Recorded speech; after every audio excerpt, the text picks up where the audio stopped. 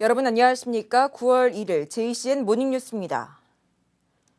20년 넘게 답보 상태였던 영남 알프스 케이블카 사업이 본격화됩니다. 내년 9월에 착공해 2025년 8월 준공이 목표인데요. 연간 60만 명이 이용할 것으로 예상하고 있습니다. 보도에 구현희 기자입니다. 환경단체와 환경부의 반대로 번번이 무산됐던 영남 알프스 케이블카 사업이 다시 한번 도전장을 내밉니다. 울주군은 다음 달 사업 시행사인 세진중공업과 실시 협약을 체결하고 사업을 본격 추진합니다.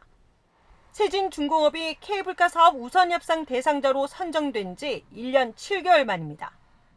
케이블카 노선은 하부 정류장인 영남 알프스 복합 웰컴센터에서 상부 정류장인 신불제까지 2.47km가 유력합니다.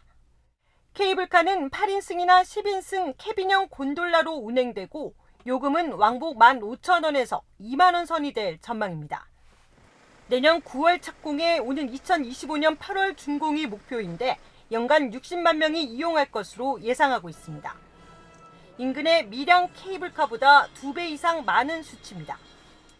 보통 여건이 저희가 좋아서 기존에 올라가는 사람이 방문객이 많아가지고 사업비는 600억 원대로 전액 민간 자본으로 추진됩니다. 관건은 환경단체의 반발과 단 한 번도 넘지 못한 환경영향평가입니다. 지난 6월부터 진행 중인 환경영향평가 용역은 내년 6월 완료되는데 이후 환경청과 본안 협의를 하게 됩니다. 도전과 좌절을 반복해온 영남 알프스 케이블카 사업이 이번엔 본궤도에 오를 수 있을지 주목됩니다. JCN 뉴스 구현입니다. 어제 오후 3시 40분쯤 남구 상계동의 SK 지오센트릭 울산 공장에서 폭발 사고가 발생했습니다. 이 사고로 근로자 7명이 화상을 입거나 다쳐 병원으로 옮겨져 치료를 받고 있습니다. 폭발은 폴리머 재생 공정 중에 압력 과다로 발생한 것으로 추정되고 있습니다. 소방본부는 소방차 29대와 소방대원 70여 명을 투입해서 현장을 정리하고 정확한 화재 원인을 조사하고 있습니다. 지난 2019년 연포부두 선박 폭발 사고와 피의자 등 외국인 피의자 2명이 국내 처음으로 선박을 통해서 송환됐습니다. 해양경찰청과 경찰청은 킹크랩을 싸게 납품하겠다고 속여 45만 달러를 가로챈 중국 국적 남성 49살 A씨와 연포부두 폭발 사고 선박 항해사였던 러시아 국적의 남성 38살 B씨 등 2명을 러시아 블라디보스토크와 강원도 동해안을 잇는 여객선을 통해서 국내로 송환했다고 밝혔습니다. 이 가운데 B씨는 지난 2019년 울산 연포부두에서 발생한 화물선 폭발 사건 때 해당 선박의 항해사로 주의 의무를 소홀히 한 채 사고 전날 출국한 혐의를 받고 있습니다. A씨는 러시아 인터폴과 공조해서 현지에서 체포됐으며 B씨는 인터폴 적색 수배 중에 자수한 것으로 알려졌습니다. 울산지검이 문재인 전 대통령 양산사저 앞에서 욕설 시위를 하고 흉기로 다른 사람을 위협한 혐의로 65살 A씨를 구속 기소했습니다. 검찰은 또 A씨가 양산사저 부근에서 기다리거나 지켜보며 불안감과 공포심을 유발해 스토킹 범죄의 처벌 등에 관한 법률 위반 혐의도 적용했습니다.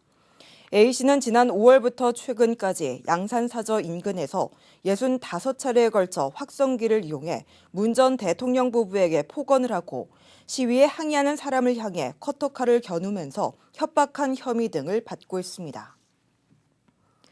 정부가 내년에 지역화폐 지원 예산을 전액 삭감하기로 하면서 울산시도 비상이 걸렸습니다.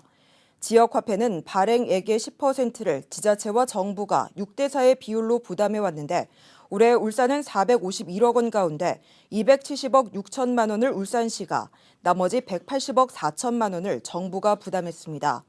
정부가 국고 지원을 종료할 경우 울산시가 발행액의 100%를 모두 부담해야 하는 상황에 직면하게 됩니다.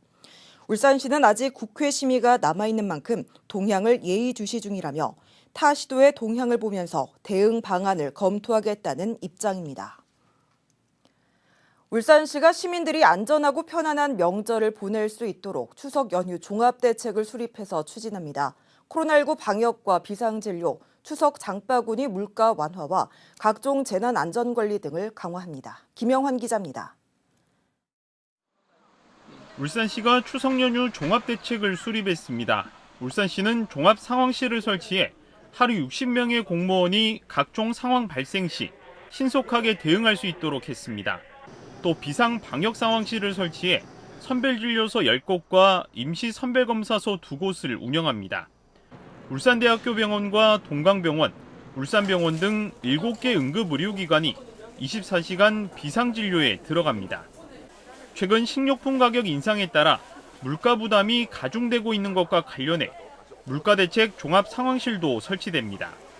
물가 책임관이 현장 점검을 통해 농축산물 등 성수품 20종에 대해 물가를 관리합니다.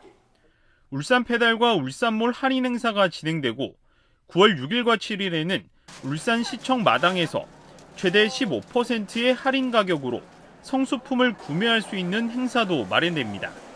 24시간 재난상황 관리를 위해 재난안전경보 상황실이 운영되고 다중이용시설과 주거 취약시설에 대한 현장 안전점검이 진행됩니다.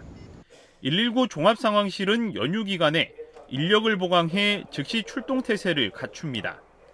교통상황실에서는 교통정체 시 우회도로 안내와 교통정보를 실시간으로 제공하고 추석 당일 KTX 울산역 리무진 버스가 연장 운행됩니다.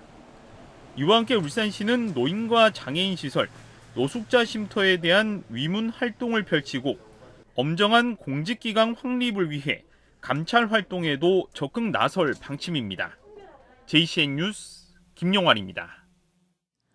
에어부산이 추석 연휴 기간 국내선 임시 항공편을 투입합니다. 에어부산은 오는 8일부터 13일까지 울산 김포 노선을 8편 늘리는 등 모두 3개 노선에 38개 항공편을 추가로 편성해서 운영하기로 했습니다. 9월 5일부터 울산에서도 국내 최초로 개발된 코로나19 백신인 스카이코비1 접종이 실시됩니다. 접종 대상은 만 18세 이상 코로나19 백신 미접종자이며 4주 간격으로 2회 접종해야 합니다.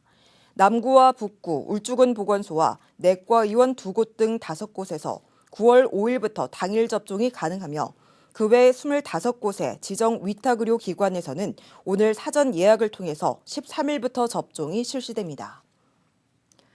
울주군 진화해수욕장이 코로나19 이후 최다 방문객을 기록했습니다.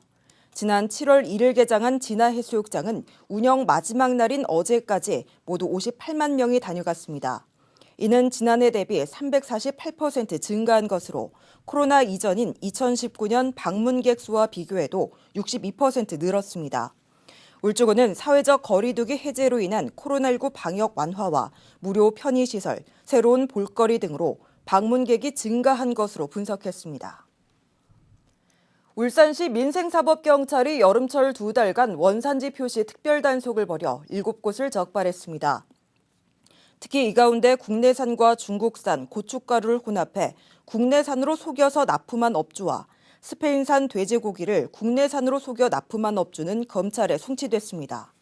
품목별로 원산지를 표시하지 않은 나머지 5곳은 관련 법률에 따라 행정처분하도록 구군에 전달했습니다. 원산지 거짓 표시는 7년 이하의 징역 또는 1억 원 이하의 벌금에 처해지고 원산지 미표시는 1,000만 원 이하의 과태료가 부과됩니다. 김두겸 울산시장은 어제 울산 창조경제혁신센터에서 청년 창업가와 예비 창업가들과 토크쇼를 가졌습니다. 토크쇼에는 바이오와 인공지능, 증강현실과 인테리어 플랫폼 등 다양한 분야의 창업기업 대표 40여 명이 참석했습니다. 김 시장은 청년 창업가들로부터 울산의 창업 환경과 고충 사항 등을 들었으며 여러 지원 사업과 인프라를 확대해서 창업기업이 성장할 수 있는 토대를 만들겠다고 말했습니다. 지난해 12월 광역전철 동해선이 개통되고 태화강역을 이용하는 시민들도 많아졌는데요. 그런데 역사 밖의 도로가 꺼지고 보도블럭이 깨지는 집안 침하 현상이 계속되면서 문제가 크다고 합니다. 심은홍 기자가 보도합니다. 지난해 12월 준공된 태화강역. 역사 보행자들이 지나다니는 보도블록 이곳저곳이 깨져 있고 집안이 내려앉은 곳도 있습니다. 많이 울렁거립니다.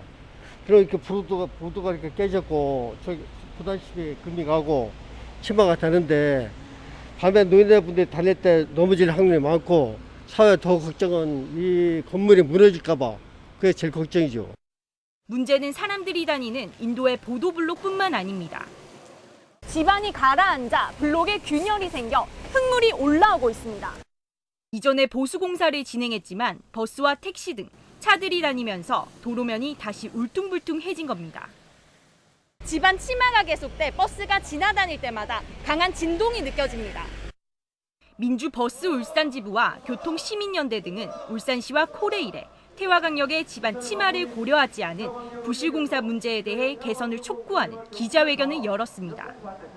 여기 노면이 고르지 못해서 운전하는 버스 기사들도 힘들고 시민들도 안전에 문제가 생깁니다. 겨울에 공사를 해서 부실 공사로 인해 제대로 공사가 잘 안 되고 있기 때문에 이번에는 완전하게 깨끗하게 정리를 해서 또 태화강역 승강장에 버스 이용에 대한 문제도 지적했습니다.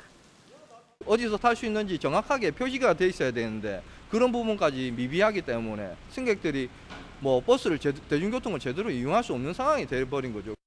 이에 대해 울산시는 철도공단과 함께 치마가 다시 재발하지 않도록 근원적인 문제 해결을 위해 지속적인 협의를 거쳐 해결해 나가겠다고 전했고 승강장 안내도도 현장 점검을 거쳐 검토해 나가겠다고 밝혔습니다. 시민들과 운전자들이 안전하고 편하게 역을 이용할 수 있도록 하루빨리 조치가 취해져 근본적인 대책이 마련돼야 할 것으로 보입니다. JCN 뉴스 심은홍입니다.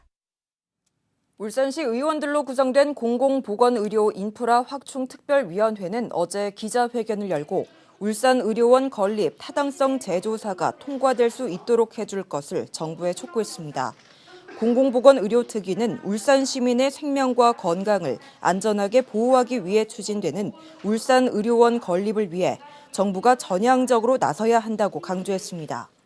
울산의료원은 지난해 사업계획서와 예타면제 요구서가 정부에 제출됐지만 경제성이 낮다는 이유로 예타면제 불가 통보를 받았고 올해 재조사 사업 대상으로 전환돼 타당성 재조사가 진행 중입니다. 울산시 교육청이 국가수준 학업 성취도 평가와 관련해 전수평가는 고려하지 않고 있다는 입장을 밝혔습니다. 교육청은 이성용 시의원의 서면 질문 답변을 통해 국가수준 학업 성취도 평가가 컴퓨터 기반 평가와 표지 평가로 전환됐고 시도 간 비교와 학교 사열화 등의 부작용으로 인해 전수평가는 고려하지 않고 있다고 선을 그었습니다. 교육청은 또 최근 3년간 수능 결과를 바탕으로 울산의 학력이 타 시도에 비해 저하됐다고 판단할 수 없다며 기초학력지원센터와 학습 클리닉의 확대로 기초학력 신장을 강화하고 있다고 답변했습니다. 울산시 교육청과 교육청 공무원 노조연합은 어제 교육청 야외 주차장에서 사랑나눔 헌혈 행사를 실시했습니다. 이날 헌혈 행사는 코로나19 장기화에 따른 혈액 수급난의 해소를 위해 마련됐습니다. 헌혈 봉사에는 교육청 직원과 4개 노조 조합원이 참여했습니다. 울산대학교 화학과 이형일 교수 연구팀이 컴퓨터 CPU 등 전자 폐기물로부터 초고순도의 금을 추출할 수 있는 기술을 개발했습니다. 이 교수팀은 금 이온만 추출할 수 있는 화합물 합성 고분자 방막 필름을 개발했다고 밝혔습니다. 이 필름을 전자 폐기물 용액에 담그면 금 이온만 붙게 되며 필름 손상이 없는 한 지속적으로 재사용이 가능한 것으로 알려졌습니다. 이영일 교수는 전자 폐기물로부터 23.97K 이상의 초고순도 금을 회수한 첫 사례라며 향후 백금과 코발트 등의 회수도 가능할 것으로 전망했습니다. 울산시가 전국체전과 장애인체전을 앞두고 쾌적한 환경 조성을 위해 환경보전 대책을 수립해서 추진하기로 했습니다. 울산시는 9월 말까지 환경부와 함께 휘발성 유기화합물 저감을 위한 합동 점검을 실시하고 10월에는 환경감시 종합상황실을 설치해 악취 중점관리 사업장에 대한 점검을 벌일 계획입니다. 또 지역 기업체에서도 민간 자율환경 순찰반을 구성해 자율적으로 환경오염 예방 활동에 나설 예정입니다. JCN 모닝뉴스를 마칩니다. 함께해 주신 여러분 고맙습니다.